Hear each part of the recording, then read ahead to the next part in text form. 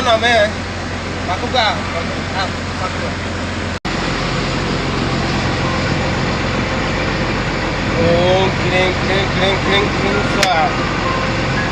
ଆଉ ସାଙ୍ଗମାନେ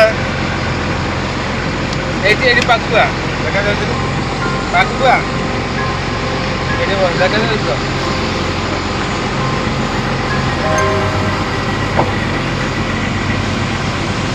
ଆଉ ସାଙ୍ଗମାନେ ବର୍ତ୍ତମାନ ଆପଣମାନଙ୍କୁ ଏମିତିଆ ଜିନିଷ ଦେଖାଇବାକୁ ଚାହୁଁଛି ଆଉ ସମୁଦ୍ର ଭିତରେ ଆଉ ବର୍ତ୍ତମାନ ସେଇ ଜିନିଷ ଗୁଡ଼ିକୁ ଦେଖିବା ପାଇଁ ହେଲେ ମାନେ ପୂଜା କରିବା ପାଇଁ ପଡ଼ୁଛି। ଆଉ ସେଥିପାଇଁ ବର୍ତ୍ତମାନ ମୁଁ ପୂଜା କରିସାରିଛି। ଆଉ ଗୋଟେ ମାନେ ଏମିତିଆ ସାପ ମୁଁ ରଖିଥିଲି ହେଲେ ସେଟା କଷି ପଡ଼େଇଲା। ଆଉ ଆପଣମାନଙ୍କୁ ଦେଖାଇ ପାରିଲିନି। ବର୍ତ୍ତମାନ ଆମେ ଦେଖିବା। ଦେଖନ୍ତୁ ଏଇଟା କେମିତି ବସିଛି ଦେଖନ୍ତୁ।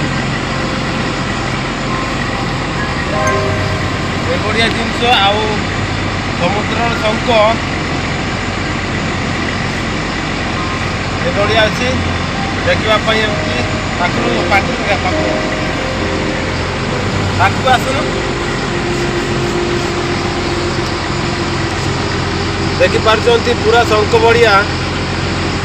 ଆଉ ଏଟା ବାଜିବନି।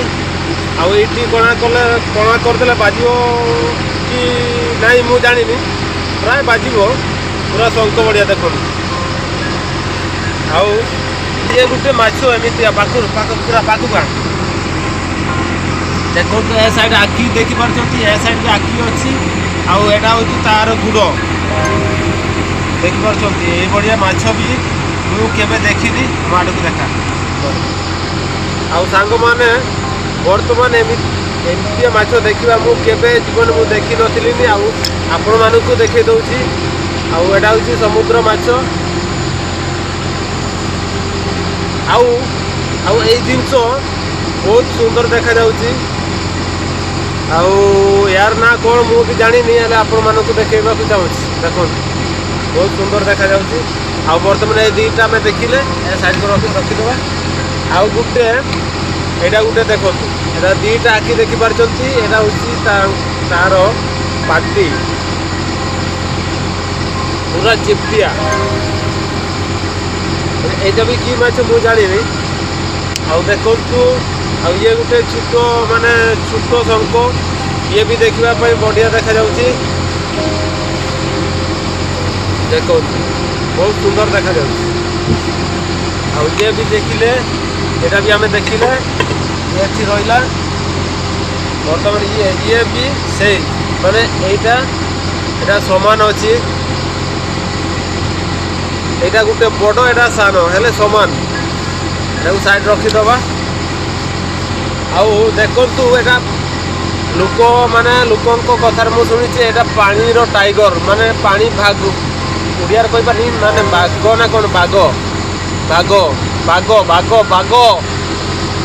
ଦେଖନ୍ତୁ ପୁରା ବାଘ ଭଳିଆ ଦେଖାଯାଉଛି। ଆଉ ତାର ପେଟ ପୁରା ଫୁଲି ଯାଇଛି ଦେଖିପାରୁଛନ୍ତି। ଏଭଳିଆ ଦେଖିବାକୁ ମିଳୁଛି। ଦେଖନ୍ତୁ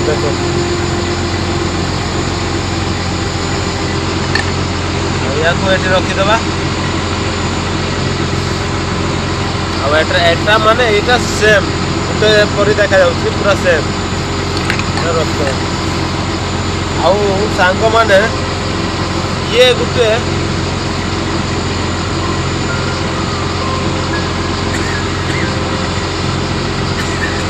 ଦେଖିପାରୁଛନ୍ତି ପୁରା ରାକ୍ଷସ ଭଳିଆ ଦେଖାଯାଉଛି। ପୁରା ମୋତେ ତ ଡର ଲାଗୁଛି। এই ଯେଉଁ ହନୁମାନ ପ୍ରଭୁ ଶ୍ରୀଲଙ୍କା ଯାଉଥିଲା ବେଳେ ଯେଉଁ ରାକ୍ଷସ ଗୋଟେ କରି ଯେଉଁ ସମୁଦ୍ର ମଝିରେ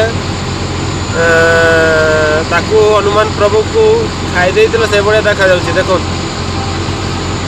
ଆଉ ପେଟ ସାଇଡ୍ ଏମିତି ଦେଖାଯାଉଛି। ଆଉ ଆଖି ବଡ଼ ବଡ଼ ଦେଖାଯାଉଛି। ଆଉ ଏଇଟା କି ମାଛ ମୁଁ ଜାଣିନି। ଦେଖିବା ପାଇଁ ଏମିତି ଲାଗୁଛି। ୟାର ହେଇଗଲା ବର୍ତ୍ତମାନ। ଆଉ ଏଇଟା ଗୋଟେ ପୁରା କଣ୍ଟା ଦେଖାଯାଉଛି। ଦେଖନ୍ତୁ ପୁରା କଣ୍ଟା ଦେଖାଯାଉଛି। ଆଉ ଏଇଟା ପୁରା ନାଲିଆ ଦେଖାଯାଉଛି ତାର ପେଟ। ଆଉ ସାଙ୍ଗମାନେ ସମୁଦ୍ରରେ ବି ଏମିତି ମାଛ ବି ରୁହନ୍ତି। ପୁରା ଗୁଜିଆର ମଗତଣ୍ଟ ପୁରା ଆଖି ଦି ସାଇଡ୍ ଦେଖିପାରୁଛନ୍ତି କଡ଼ା କଡ଼ା ଆଉ ପାଟି ଚୁଟିଆ ଏହାକୁ ବି ହେଇଗଲା। ଆଉ ସାଙ୍ଗମାନେ ଏଇଟା ଇଆଡ଼େ ଦେଖା ସାଙ୍ଗମାନେ ଏଇ ବଢ଼ିଆ ଶଙ୍ଖ ମୁଁ କେବେ ଦେଖିନଥିଲି ଫାର୍ଷ୍ଟ ଟାଇମ୍ ମୁଁ ଦେଖୁଛି। ଦେଖନ୍ତୁ ଏଇଟା ପୁରା ଦା ବଢ଼ିଆ ପୁରା ମାନେ ତାର ଅଛି ବହୁତ ସୁନ୍ଦର ଦେଖାଯାଉଛି। ଏଇଟା ଗୋଟେ ମାନେ ଉଜ୍ଜଳ ଲାଗୁଛି ବଢ଼ିଆ ଶଙ୍ଖ। ଏଇଟାକୁ ଦେଖିଲେ ଏଇଟା ବି ସେଇ ଏଇଟା ଦେଖେଇଲି ତା ପୂର୍ବରେ। ଆଉ ଏଇଟା ଗୋଟେ ଏମିତିଆ ଜିନିଷ। ଆଉ ଏଇଟା ମୁଁ ତା ପୂର୍ବ ଭିଡ଼ିଓରେ ମୁଁ ଦେଖେଇଥିଲି ଆପଣମାନଙ୍କୁ ନାଲିଆ ମାଛ। ଆଉ ଏଇଟା ହେଉଛି ଏଣ୍ଡୁଅ ମାଛ। ବର୍ତ୍ତମାନ ଆମେ ଏଇସବୁ ଦରକାର କିଛି ନା ଆମେ ପାଣି ଭିତରକୁ ଆମେ ପକାଇଦେବା, ବିସର୍ଜନ କରିଦେବା।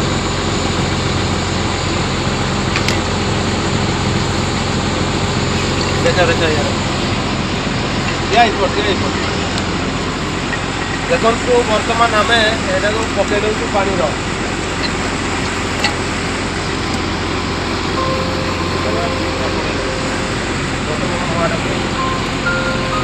ଆଇ ହୋପ୍ ସାଙ୍ଗମାନେ ଆଉ ଏଇ ଭିଡ଼ିଓଟିକୁ ଆପଣମାନଙ୍କୁ ଭଲ ଲାଗିଥିଲେ ଲାଇକ୍ ସବସ୍କ୍ରାଇବ୍ ସେୟାର ନିହାତି ଭାବରେ କରିଦେବେ। ଆଉ ଆଜି ପାଇଁ ରହୁଛି ଜୟ ଜଗନ୍ନାଥ, ବାଏ।